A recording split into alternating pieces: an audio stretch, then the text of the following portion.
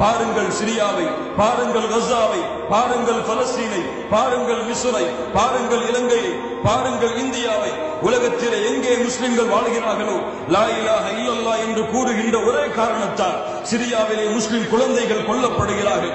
லா இலாஹ இல்லல்லாஹ் என்று கூறும் ஒரே காரணத்தால் கஸாவிலே பச்சிளம் குழந்தைகள் முதற்கொண்டு பெண்கள், வாலிபர்கள் என அடுத்த தலைமுறை முழுவதும் அழிக்கப்படுகிறது.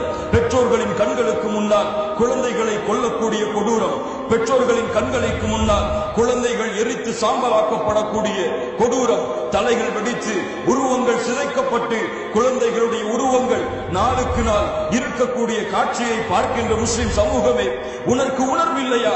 அவர்கள் யார்? அவர்கள் கஸாவிலே பிறந்ததால் கஸாவாசிகளா? பலஸ்தீனிலே பிறந்ததால் பலஸ்தீன் வாசிகளா? இலங்கையிலே பிறந்ததால் இலங்கை வாசிகளா? இந்தியாவிலே பிறந்ததால் இந்தியா வாசிகளா? அவர்கள் உங்களுடைய சகோதரர்கள் இல்லையா? நீங்கள் கூறுகின்ற லா இலாஹ இல்லல்லாஹ்வை அவர்கள் கூறவில்லையா? நீங்கள் கூறுகின்ற முஹம்மது ரசூலுல்லாஹ்வை அவர்கள் கூறவில்லையா? என்ன எதிர்பார்க்கிறீர்கள் முஸ்லிம் சமூகமே? உங்களுடைய சகோதரர்கள் அவர்கள், உங்களுடைய குழந்தைகள் அவர்கள், உங்களுடைய சகோதரனின் மனைவிமார்கள் அவர்கள், உங்களுடைய பெற்றோர்கள் அவர்கள் நாளுக்கு நாள் தங்களுடைய உயிரை இந்த லா இலாஹ இல்லல்லாஹ்விற்காக அர்ப்பணிக்கிறார்கள்.